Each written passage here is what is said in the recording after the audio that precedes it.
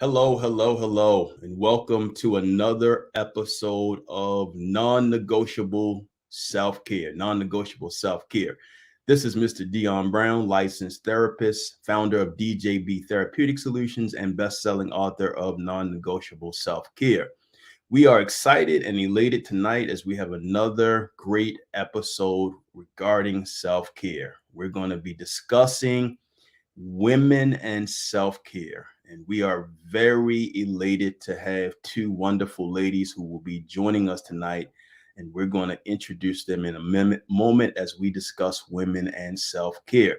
Now, when we talk about the general understanding in terms self care, we understand that self care has to deal with taking intentional, deliberate time, energy, effort, to focus on oneself. Self-care involves taking action and engaging in practices to improve one's own health. It is the practice of tuning into one's own emotional well-being and expressing oneself.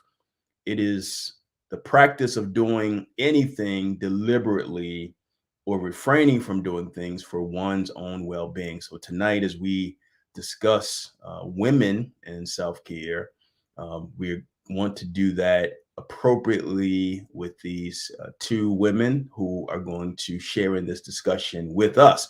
So without further ado, I'm going to go ahead and introduce them. Our first guest tonight is Dr. Catherine Jackson, otherwise known as Dr. J. She's a licensed clinical psychologist, board certified neurotherapist, a sought after international speaker and media expert who's been featured in Forbes, Oprah Magazine, the Huffington Post, CNN, and many other media outlets. Dr. J shares a wealth of information with others on topics related to mental wellness, the brain, and holistic health. She is the owner of Optimal Neuralistic Services, ONS, author of The Couch Experience, A Guide to Good Therapy, and creator of the Couch Experience Wellness Card Deck. Dr. J is a DEIJ expert and clinical supervisor who is passionate about mental health. She helps people rewire their brains, mindset, and habits as they think, feel, and communicate at their best. So, without further ado, we're going to bring in Dr. Catherine Jackson. Hello there. Hi. Thank you so much for joining us tonight. Um, Sharing this evening with us to discuss women and self care. Is there anything else that you would like our listening audience to know about you as a person, Dr. J? No, I am ready to dive on in to this topic. All right, great, great, great, great. All right, thank you. Well, thank you for joining us. Our next guest, in the person of Lauren Capel, she's a visionary and zealous leader, a licensed clinical social worker. She is the co-owner and lead consultant in Keys of Hope Consultants LLC, which is a consultant agency that provides training, professional development, and strategic direction for mental health professionals and human services organizations. She is also the partner and director of operations for boutique group practice Paradigm Integrated Behavioral Health and Wellness Group. Lauren has been a licensed clinical social worker with over 13 years in the field. She is a sought after trainer, facilitator, and international speaker, regularly commissioned to deliver presentations on trauma and mental health and wellness. She is currently pursuing her doctorate in behavioral health at Freed Hardman University. She enjoys being a wife and mom to two sons. Lauren, welcome so much. Welcome for Thank joining you. us. Thank you. Thank you for sharing this time with us. Is there anything else that you would like to share with our listening audience? No, I think you introduced me well. Okay, all right, all Glad right. to be here. All right. Well, glad to have you both here with us as we discuss women in self care. And for our listening audience, whether you are tuning in through Facebook Live or YouTube, you will have the opportunity throughout this segment to comment, ask questions, and we'll be able to see those and we'll get to those as we move about as we go along. All right. So again, welcome to both of you. And are you ladies ready? I'm gonna dive into women and self-care. All right. So let's do it. So in general, for either of you, when you hear the phrase, and obviously it's something that's mentioned in our culture quite a bit, but when you hear the phrase these days, self-care, what I'm curious, what tends to come to your mind first? What tends to come to your mind first when you hear the phrase self-care? Either one of you can jump in. Yeah, I think that you touched on a lot of the terms when you did your introduction. A lot of times people think self-care is just exercise or, pampering yourself, but it's much more than that. It's really intentional, deliberate activities that's necessary to sustain your life, your health, and your well-being. Um, and it's also around self-awareness and becoming aware of those emotions and the stress and the pressures in your life that may be contributing to you not feeling well physically, mentally, and emotionally. So that comes to my mind, just deliberate activities, being intentional, and then making yourself a priority. I can't say more than that because I agree. Being intentional, and sometimes that means that you have to slow down and just take care of you and pause everything else at that point. And set those boundaries, but I know we're going to get deeper into that later. We are. Yeah, So, but before we move forward, Dion, I think it's important to recognize too that self-care is not self-indulgence. And sometimes people confuse I done had a rough day at work, so let me just take a glass of wine or two, and the next thing you know, you have all the bottles of wine, or you worked out hard, and then you can eat all the candy bars that you want by the end of the week, all the donuts, because you have a sweet tooth and you worked hard for it. yeah. And so as we moving forward, like self-care does not mean that you self-indulge in something. But again, it's about deliberate activities, or as you mentioned, refraining from doing too much that could possibly cause harm. So even with self care, there needs to be or has to be a level of temperance and boundaries. Then And limits. Yeah. temperance, boundaries, and limits. Okay, good. Thank you. Um, Women, in the present climate and culture that we live in, do you think that most women, or even half of the amount of women, believe that they need to engage in self-care? Um, why or why not? I feel like they know that they need to, or some of them. I'm not going to say everybody does, but they don't feel like they have the time. And I really think it's a matter of making time for self care. So anything that's important to us, we make the time for it. We will make time to drive the kids around, right? If you have a partner, a spouse, or you're dating somebody, usually we'll make time for that. So, and we all of us, the three of us here, make time for work. Like we all work, we're all working in this field. And so if we're giving attention to those things, why not do the same thing for ourselves? So when I work with women, I say, like, it's all the women that I work with who are, especially those who are moms, they always have like this, they're the best at organizing and planning and keeping up with everybody's schedule. And I said, why don't you pencil yourself in on the schedule too? Not just the kids' schedules, not just the family schedules, not just work, not just appointments, but you too. I like that pencil, making sure that yes, and we'll definitely open that up a lot more. Women who have a lot of roles and capacities, definitely making sure that if they need to schedule time, self-care time for themselves, to do that. Very, very critically important. Lauren, I think you were about to say something. I was just agreeing with Dr. Jackson. I think as women, we allow people to squeeze the life out of us, literally. We wear a lot of roles, we wear a lot of hats. And we have a hard time with not stretching ourselves too thin. And that could be for a plethora of reasons, but we wear a lot of hats. We're no longer just housewives and mothers. We're businesswomen, we're leaders. We wear many students, yeah, Lauren, students, right? You working on that doctorate. Yeah. So we have a lot of roles that we wear, and a lot of times we want to show up our best selves in all of those roles. And then we want to show up for other people because by nature we're nurturers, we're caregivers. And so we do have a hard time putting boundaries in place and setting limits, not for other people, but setting limits for ourselves. And when we don't do that, it definitely leads to that burnout. Like we squeeze the life out of ourselves. We allow people to squeeze the life out of us. And then we ended up carrying weight that we don't need to carry. And so women end up just tired and burnt out all the time. So no, we have not made self-care a priority, but we definitely need to. Okay, thank you. Oftentimes, in our culture, lately at least, self-care has become very popular, very prominent. And then, people, when we talk about women and self-care, a lot of times people, their mind may go to which are forms of self-care, massages and bubble baths and special scents. Those are right. Those they are.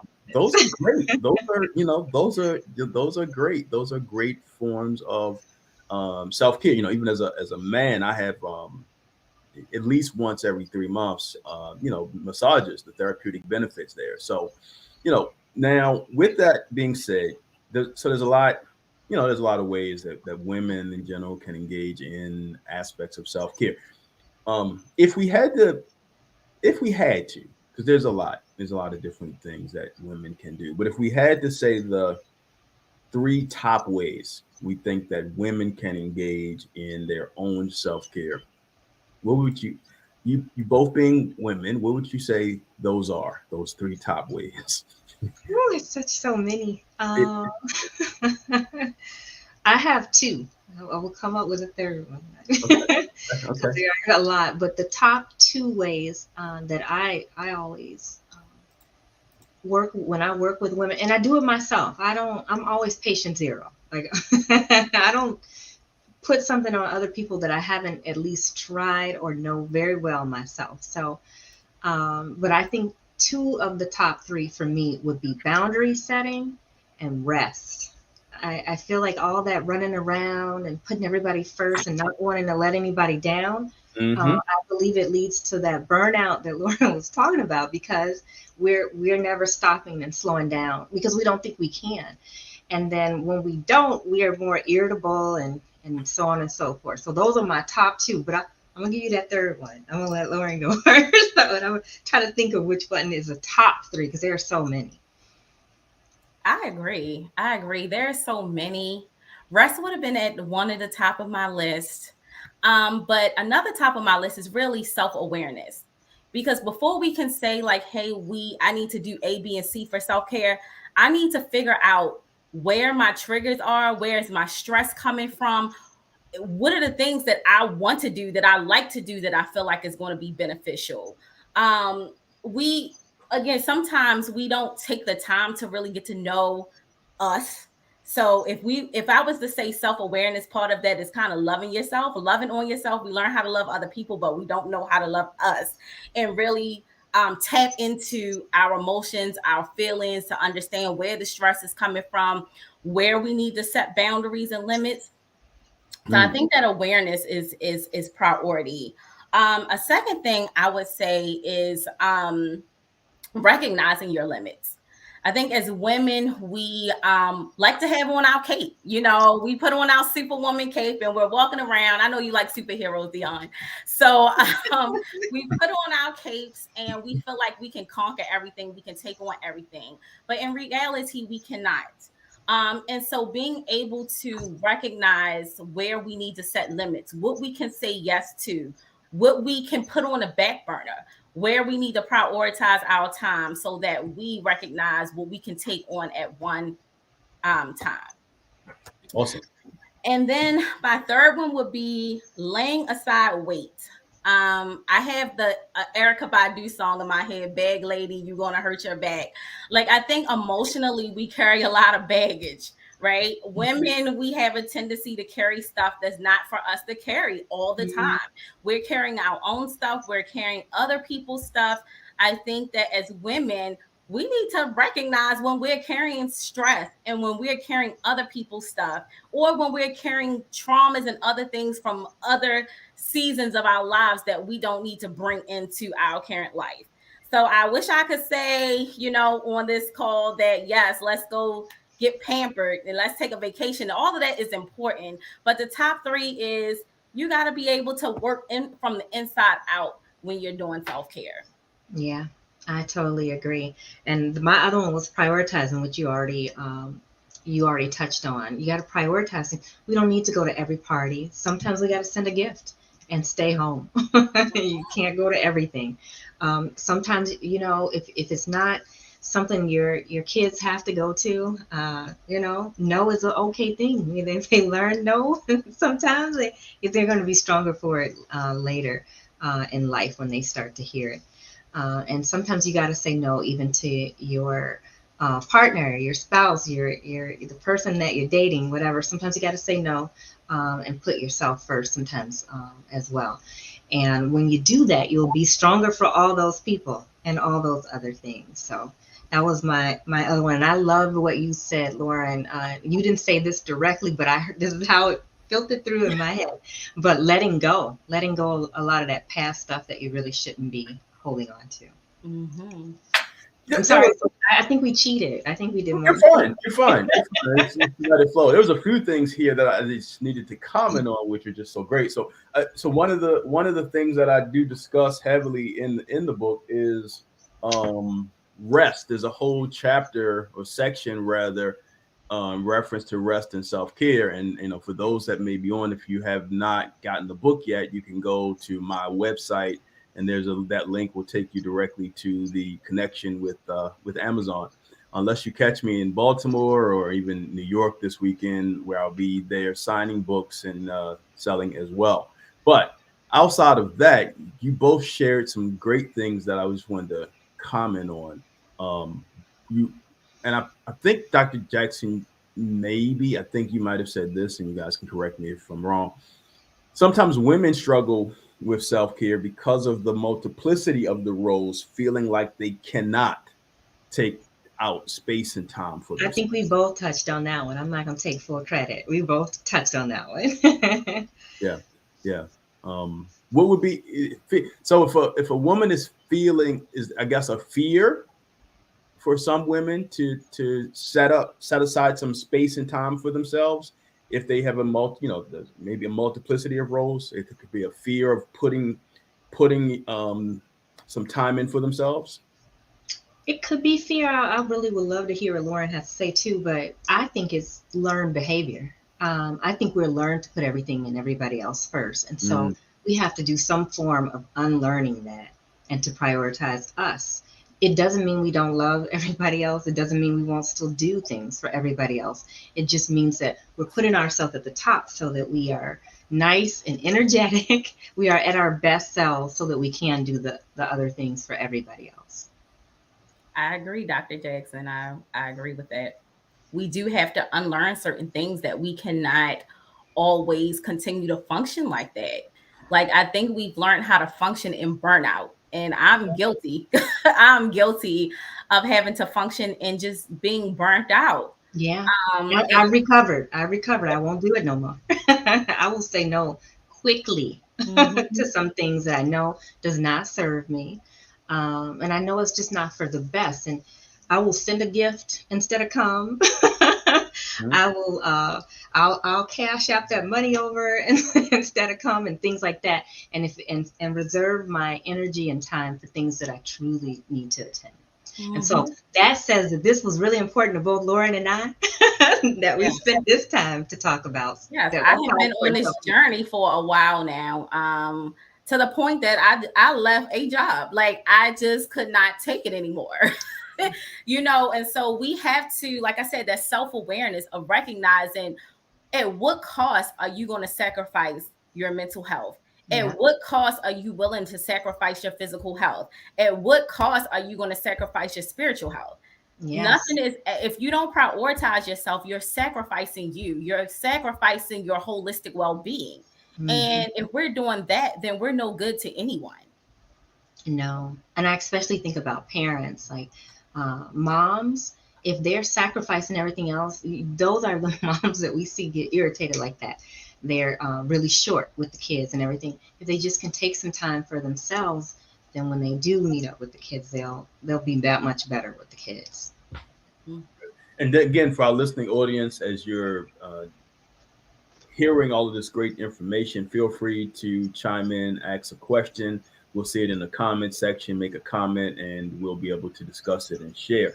You both, you both are just tapping into a lot of great things, and I think with both of you being healthcare practitioners, understanding the importance of, as you do so much to help other people. And there's a chapter in the book about self-care in the workplace, which we'll be getting to next week, actually, with two guests. But Dr. Jackson, this one is definitely on you, because you said you're patient zero.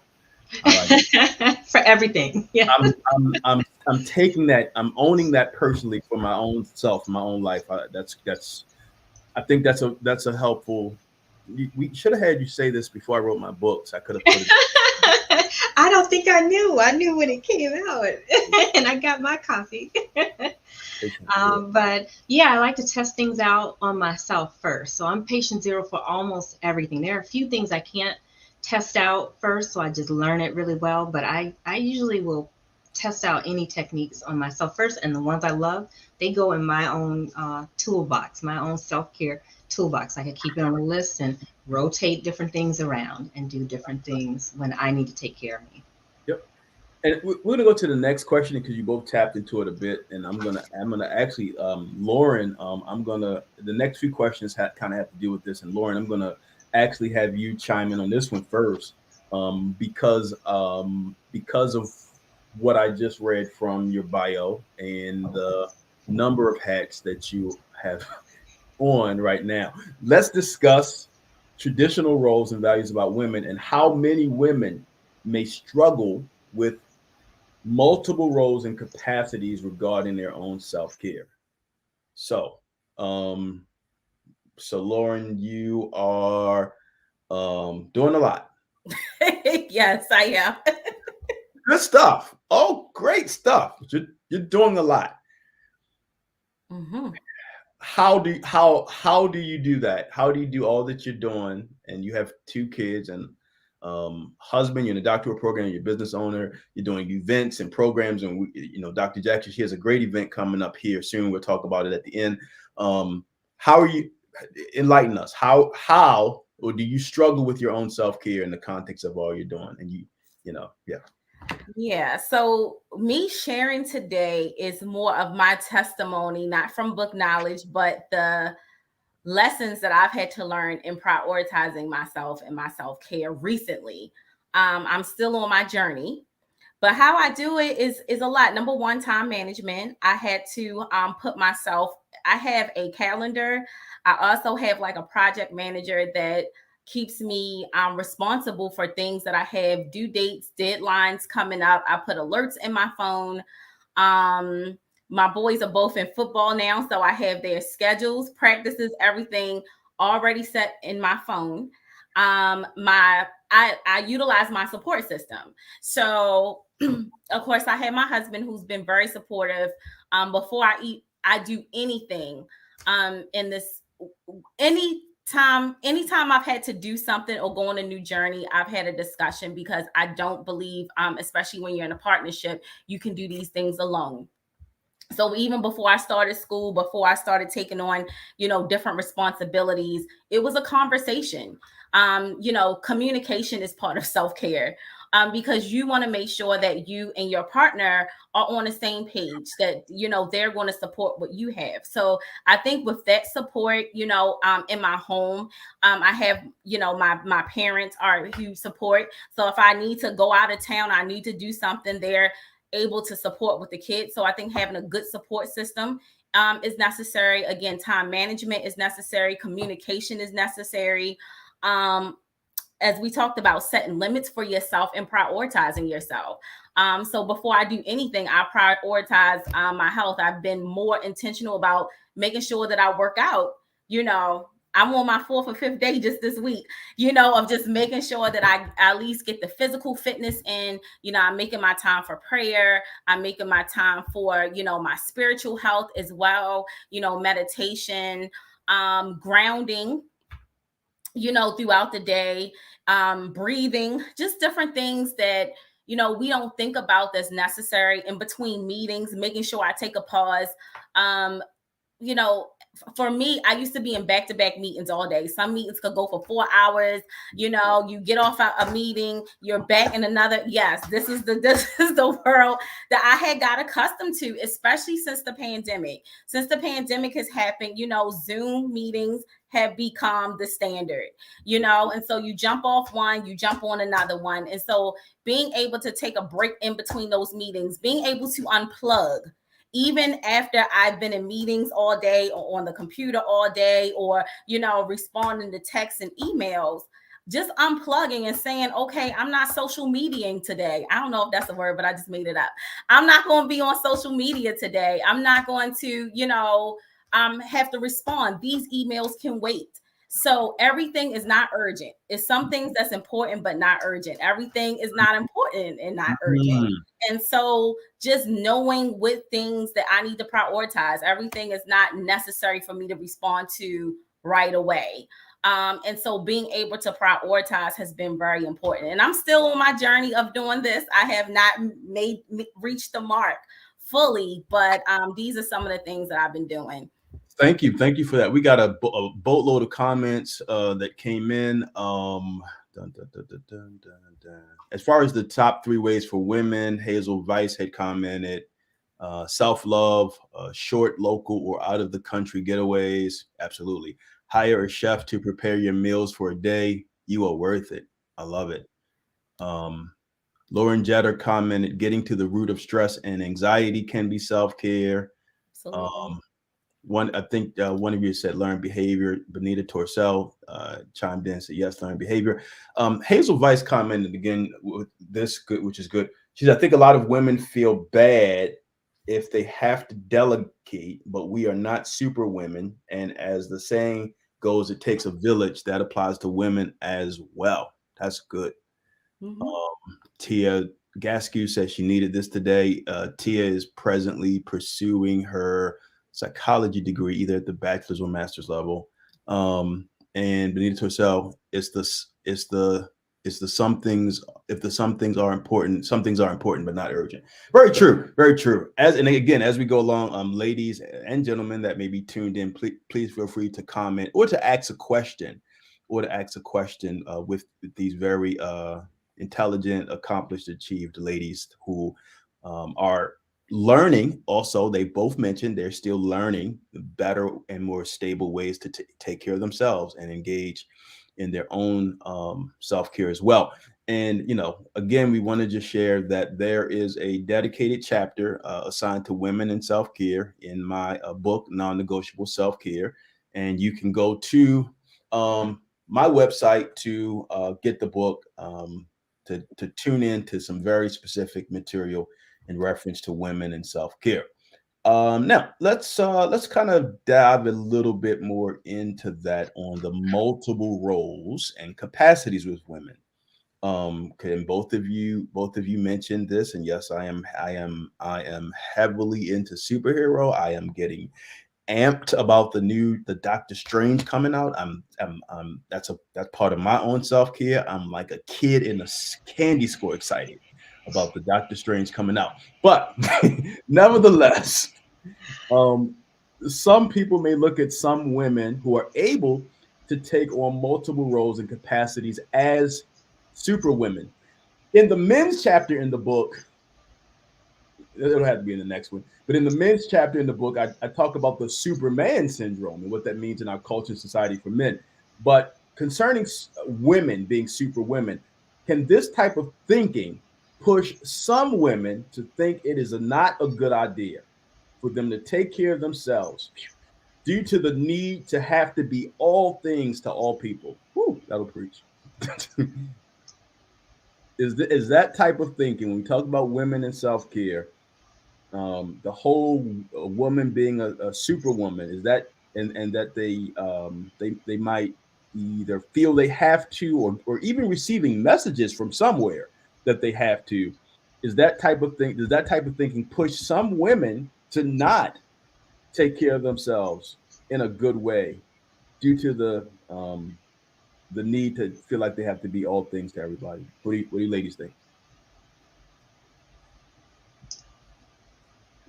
I think the short answer is yes. And I just keep coming back to the learned behavior, whether it's learned culturally, learned in your family, or even society has certain expectations. It's like and I'm just going to take it to women of color and then go even further to Black women. With Black women, it's thought that we can take on more. So nobody's checking for us when we hurt, or if they keep giving us work at work, they just think we can do it. Unless, I think we have to change the narrative and change that whole story and show, like, when we need help, say, look, this is too much, and reach out for support. Like Lauren sounds like she has a really good support network. So reach out to people for support. Tell them at work if it's too much, they're expecting you to produce this much and everybody else is just doing this much, because I think it's because they're saying it's too much and they can only do this much, and they're taking it slower to get some work done. But we've just been taught to keep doing all that and to take on all things. We can do our own stuff, and we can take on other people's stuff, and we allow people to dump stuff on us as well. So the short answer is yes, but then that's all part of the reasons why. And there's so much more. I'm gonna be quiet, Laura. No, I think that's perfect, Dr. Jackson. And really, I am part of the cancel culture of Superwoman. Like, yes. Let's cancel Superwoman, because really she doesn't need to exist. Because when you really think about it, it's toxic. Because where does that come from? Where does that come from? Maybe women feeling like they're not enough. Maybe women striving for perfection. Like, is perfection even reality? You know, like, where does our need to be everything to all people? And, you know, I think you said something around comparison. That is toxic. Yep. Because everyone is not on the same journey. So when I think about Superwoman, that is something that we need to cancel. Like, that needs to be part of the cancel culture, you know, of what we do. Because what it does is create people feeling inadequate. It leads to competition among women, especially if you need to look to say, well, she can do it, she got it all together, but you don't know really what this woman has gone through to get to what she's doing. And we're all, as women, we're all dealing with something. Yeah. And even though I might show up strong in this area, I might be weak in this area where that woman might be strong in that particular area and weak. So we just need to, it's toxic. Let's just say that's toxic. Let's cancel Superwoman. You cannot be all things to all people. We need to have limits and boundaries. And let Superwoman and Superman, for the men, let that just be a fantasy, a character that we look forward to in a movie. I'm with you, Lauren. Cancel Superwoman. You guys have gotten awesome. You guys have gotten a bunch of comments, so that, you know, cancel Superwoman. You can see the comment, can't you? Cancel Superwoman. Yes, Benita, we canceling Superwoman today. Hazel Rice said, I agree with cancel it. She doesn't exist. Lauren, your business partner, I don't want to pronounce her name wrong. Let's say, thank you, Sierra. In the African American community, we have to look at the historical context of generational trauma habits that contribute to why many women take on the superhero role. At one point, the role was about necessity. Now that we know better, we do better. And then Absolutely. Chloe Patterson said, "I'm not every woman, and it's not all in me." LOL. So I need help sometimes. Also, not allowing pride to get in the way, so I ask for help and not feel bad about it. Awesome. Yep. This is good. Yes. Yes, Very good. Chloe. I like that. Yeah, I think those things do need to be canceled. And like both of you mentioned, just in the fantasy, just in fantasy, for example, there are hundreds of superheroes behind me on this, but you know, it's fantasy, right? To my knowledge, there's nobody walking the planet Earth who can control people's behaviors with their minds or shoot beams through their eyes and disintegrate people and have a magic hammer and Turning lightning green. out and et cetera, et cetera, et cetera. So good stuff, good stuff. Now, since many ladies today have a multiplicity of roles, business owners, you know, wives, moms, sometimes employees, church member, activity levels, et cetera, community advocate, et cetera, et cetera, et cetera. On a more of a personal note, what are some ways that you both, and you probably alluded to it a bit so far, but what are some ways that you both make sure that you intentionally invest in your own self-care? Now, before you answer that question, I'm going to come back to that question because we got a question from someone in the audience. So I'm going to have us respond to their question first, and then I'll reiterate the question I just gave you. It says, oh, well, that helps because it's kind of tied into what I was, yeah. What what is each of your favorite or most helpful ways to protect your own time or carve out time for you? To say no to a bunch of stuff. That's how I carve out a lot of time because people will pull you in every direction if you allow them to. No is a powerful word. It's a complete sentence. It's a whole message. I just say no. And I've learned to do it. The more I do it, it's like building up a muscle. The more I do it and the more I say no, because it's not something I truly want to do, the easier it has become, and it does not have any guilt attached to it when I tell people no. I can't do everything. People have me on everybody's boards, being on everybody's book tour, I can't do it for everybody. It's select people so that I can say yes to, and I can still lend some support. We don't have to show up to everything and be like fully involved in everything to still lend support to people, their businesses, their projects, and what they're doing. And so for some of the boards that people wanted me to be on, I couldn't be on the board. I can't be on everybody's board. I belong to some boards already. I want to be fully invested in those, so I had to say no to some other ones.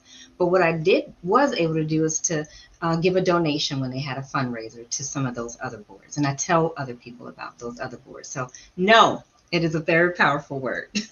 Just use it. That's one of the ways that I can carve out that time for myself. Carolyn McPherson Atkins said yes. No, yes, no is a complete sentence, and Tiara again saying no without an explanation. Let me throw in a caveat to that, and you ladies can respond, and anyone else listening, etc. And I talk with clients about this regularly as far as self-care and the power of no. And a lot of people struggle sometimes with telling people no, and then the how to say no, because sometimes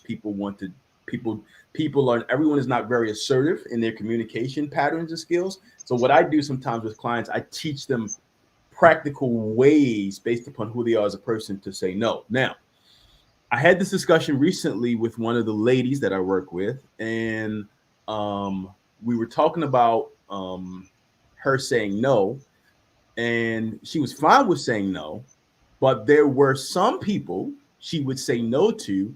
For her, she wanted to give an explanation to some of those people. Is that something? Do you find sometimes it being okay to give an explanation to some people in your life, depending upon where they stand in your life? I mean, I think so. I think things are built on relationships. So if it was one of my close friends who is looking for me to support something or have initiative, I might say, you want to know what? I would love to do this, but because I have A, B, C, and D, I'm not going to be able to do it, but this is how I can support you. Because sometimes, depending on your relationship, you don't want people to think that you're just not showing up for them. So I say it depends on the relationship that you would have. If it's my mom or Tiara, if Tiara came to me and said something, I would be like, sis, I would love to, but this is what all that I have going on, because that's my sister. That's the relationship that I have with her. Or that's a best friend or whoever. So yes, I think at those times it is appropriate to give an explanation. Lauren is right. First, I was like, nope, you don't got to give nobody an explanation. I saw your face. But she is right. There are certain times where, especially when sometimes our lives will have a lot of no's. Like I don't know how you doing all these roles, Lauren. My hat's off to you. But when I was working on my doctorate, it was a whole lot of no's. Like a whole lot. Like I've missed so many family functions, and I stopped giving explanations after a while. I'm just like, I just can't. Because it's always the same explanation. Like I got this paper, I got this thing to do and all of that. But some people just don't, it just doesn't require an explanation. And if you give them an explanation, they're going to find a way to try to pull you in to make you feel guilty and to get to a yes. So it really depends on that relationship. Sure. And Lori Jetta said, no doesn't equal mean. No doesn't. Absolutely. True. And I think that sometimes when we talk about setting limits and boundaries, and maybe some women setting limits and boundaries, that may be some of the fear in the sense of how other people will respond and react. I teach people constantly. I say it about almost 20 times a week to my clients that tell people you're not responsible for other people's reactions. Yeah. You are responsible for what you do, what you say, how you communicate it, how they may react. That's not your responsibility. And that's a tough nugget for people to swallow, but they eventually get it after I say it about 18,000 times. So, yeah.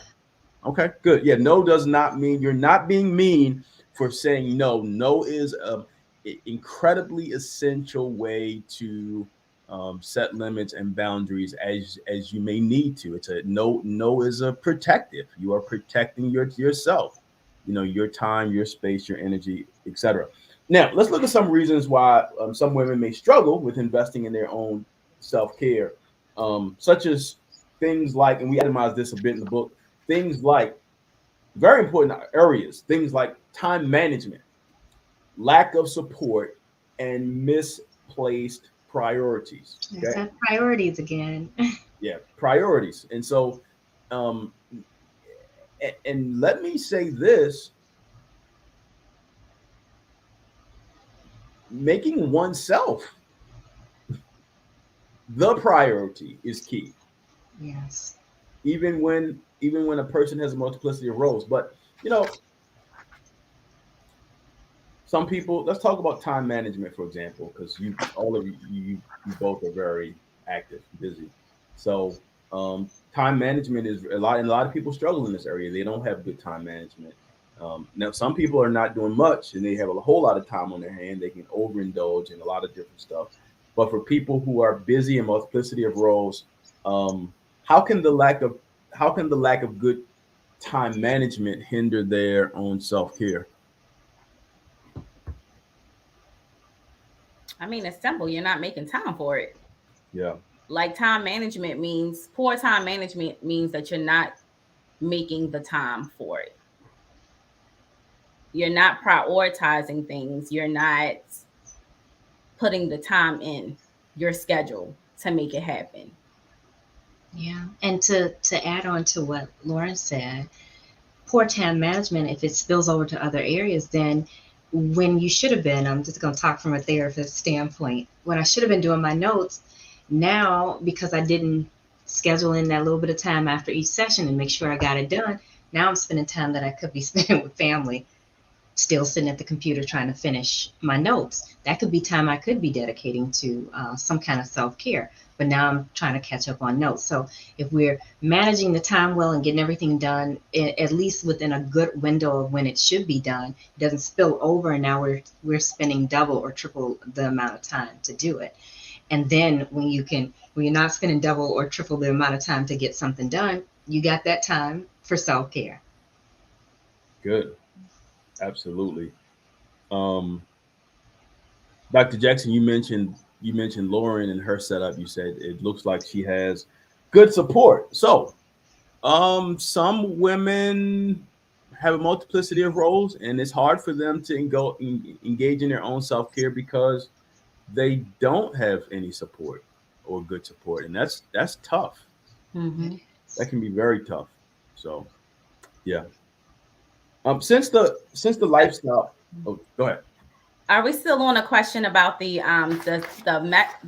management, not the time management, but why some women have a hard time practicing it? So you list 3 things out in your book, but there were 2 other things that kind of came to my mind. And one of them is some women like to people please. And so if you're a people pleaser, okay, you're going to have a hard time prioritizing, because that boundary of not saying no, you can't, because you're going to wonder what someone has to say about you, or, worrying about doing things to please other people. The other thing that I was thinking of is, and if we want to be honest and transparent about women, some women have control issues and we don't like to let go of control. Uh-oh. So when you hurt some people with that one. When you have like control issues and you feel like, okay, I know, and again, I can put my finger up, because there were times where I felt like, okay, in order for this to get done, I have to see it through. I couldn't delegate. I couldn't do it this way because they weren't going to do it the way that I needed it done. And so I can't prioritize my self-care because I feel like I need to be in control of different things. So when we're talking about why we can't, yes, it could be poor time management, not having the support, but as women, we also got to look on where we're guilty of being our own barrier to that happening. Yeah, sometimes we are our own worst enemy. Yes, I think you hurt a lot of people on that one, but we need to tell the truth. We're talking about healing and getting people to the next level in self-care, and so we just got to be honest about where we are our own worst enemies, as you said, where we do stuff to a default that is not beneficial for us. Thank you for that wonderful quote that I just posted on my Facebook page, and gave you credit, because that's something I cannot say on my I cannot say with my name and credentials behind it on Facebook that some women have control issues. That's not going to go over too well. I was not talking about in relationships though. Right. Any way I post it would not go well. So I decided not to post it, but yeah, we'll see what happens. Yeah, it's public, so it's shareable. We'll see what happens. But smart man. Yeah, wisdom. Those are 2 great. Again, both of you just sharing stuff. I'm gonna have to. I'm making notes, and I'll be making some statements and quotes and all of that stuff in the weeks to come, etc. But yeah, it could have just make my book a little thicker here. Okay, so yeah, good stuff. Very good stuff. Since the lifestyle setup of women can vary greatly, let's talk about what you, and I'm sure you both have seen this and deal with this. And I talk about this some in the book. It breaks down some tools and tips, because things are different for different women. Because concerning self-care, things are different. Let's look at the differences with single women, married women, and mothers trying to take care of their own self-care. Do either, when we talk about single women, married women, and mothers, do you both think it's equal across the board as far as people trying to take care of their self-care, if they're single, married, or mothers, or you think it's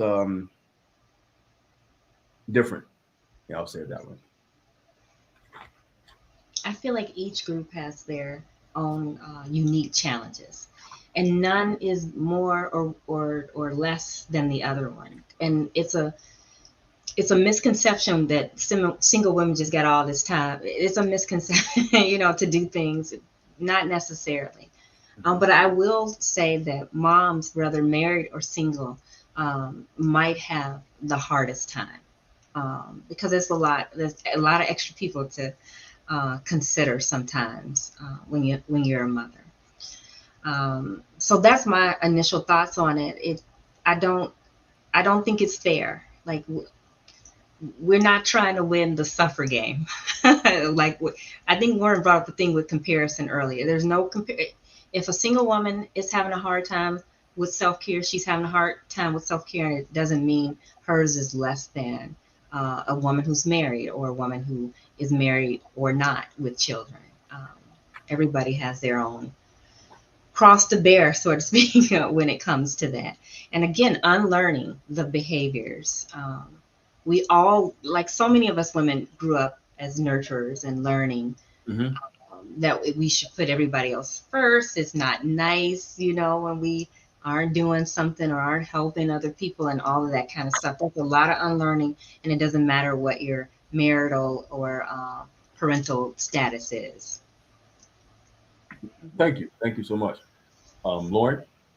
No, I agree with Dr. Jackson. I read in your book the tips, and I think the list is really inclusive. Some of the things that you put on for the single women, I do as a married woman. I love going out of town.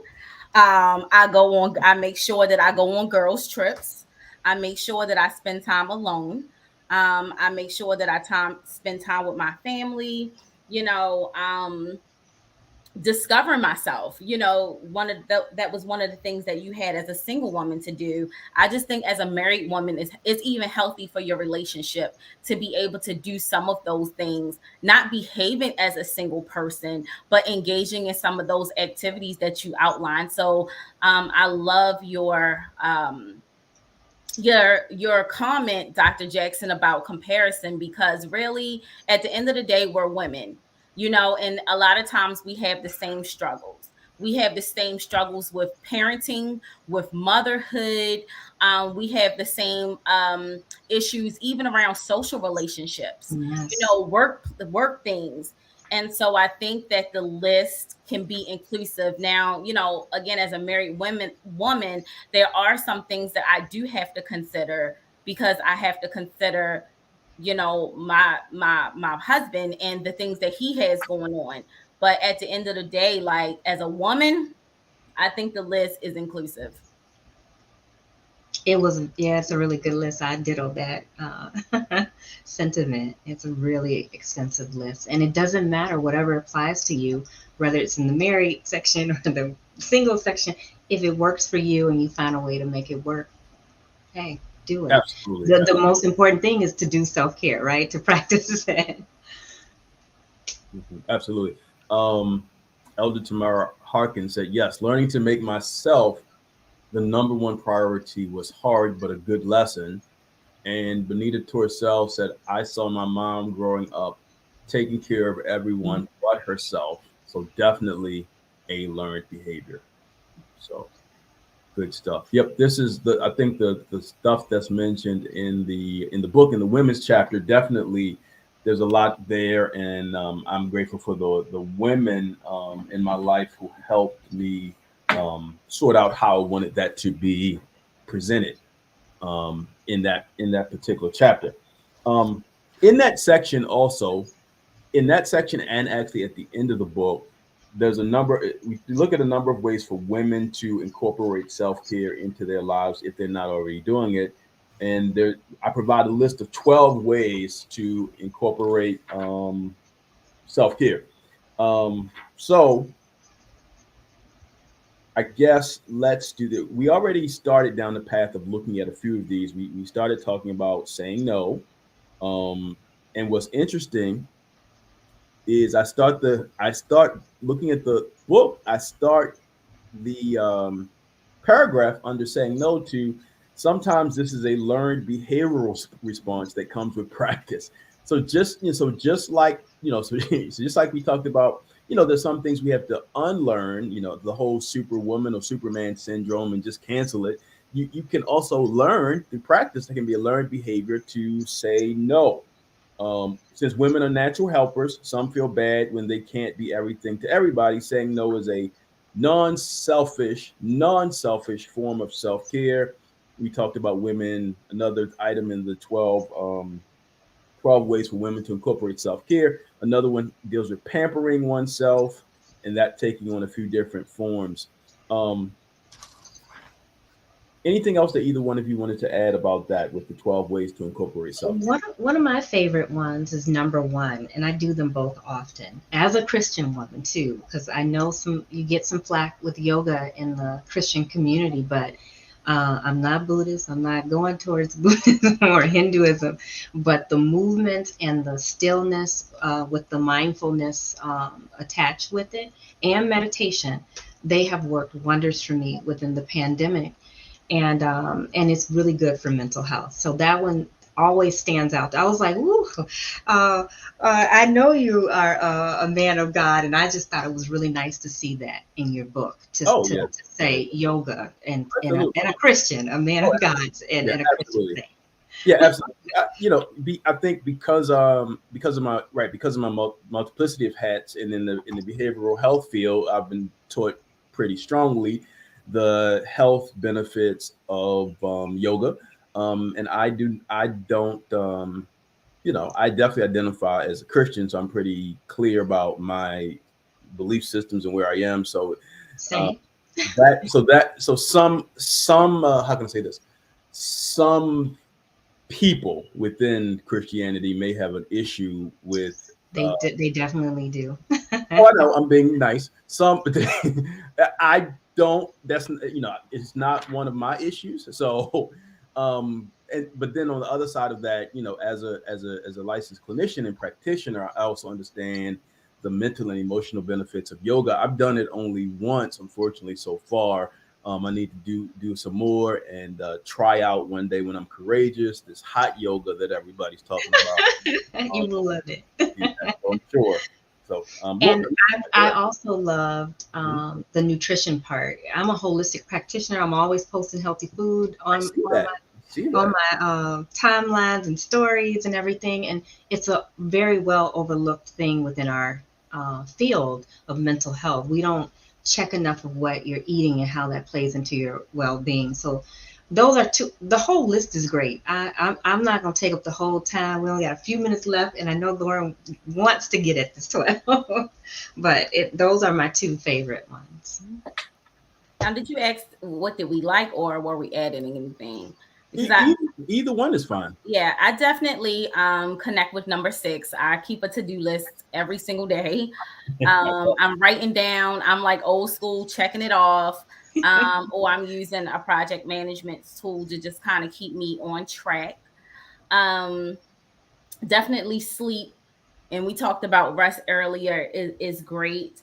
If I could add to this list, it would be more around cognitive distortions and really letting go of things that are no longer serving us. So that includes limiting beliefs and letting negative thoughts just go, of things that, whatever you're struggling with or things that you feel like are holding you back, just releasing yourself of limiting beliefs. Because as women, we deserve love, we deserve joy, we deserve to live the abundant life, and really it starts in our mind. So letting go of thoughts and things that no longer serve us. We are not obligated. We need to let go of obligations and expectations and responsibilities that we just don't need to carry. So I would say letting go of things that no longer serves us. And I'm going to add, my add is what I said at the beginning. Pencil yourself in. After to do all of these things that you have on the 12 list, you got to pencil yourself in first. You can't do yoga if you're not penciling yourself in. You can't get the time to write out your to-do list if you're not penciling yourself in. You can't get time to do anything if you don't pencil yourself in on your own schedule. You got to pencil yourself in. So that's what I would add to the list. But that list is great. Yeah. As it is. Absolutely. And learn and unlearn that we don't have to be overwhelmed and stressed all the time. Like we don't. And so yes, let that go too. Cancel that. Yeah. Cancel and let go. Yeah. Lauren, And unlearn. Lauren, I'm with you. I'm very very obsessive about creating a to-do list every day, and I do that too. Paper and pen and check it off, etc. That's one of my own personal self-care ways to help decrease stress and try to stay organized, because I tend to feel like I always have this many things to do in a given week. So yeah, so we even we talk about self-care, and all of us we practice it, and we learn what works for us, and everybody is different. This has been wonderful, wonderful discussion, dialogue, and exchange about women and self care. Um, Dr. Jackson and Lauren, if people want to reach either of you or connect with you on your platforms, um, Dr. Jackson, we'll start with you. How can people reach you? Mine is really simple. It's my name, drcatherinejackson.com. You can go there. You can find the links to all of my social media accounts. And if you want to work with me in any kind of way, ladies, if you want to work on that self care, I'm right here. Just go to drcatherinejackson.com. And I can be reached at I am Lauren Capel on Instagram, or Lauren Capel LCSWC on Facebook.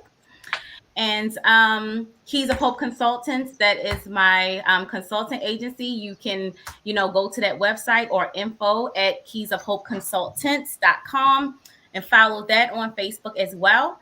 Also, Dion, you got to invite them to our Sanity in the Sanctuary conference coming up May 21st.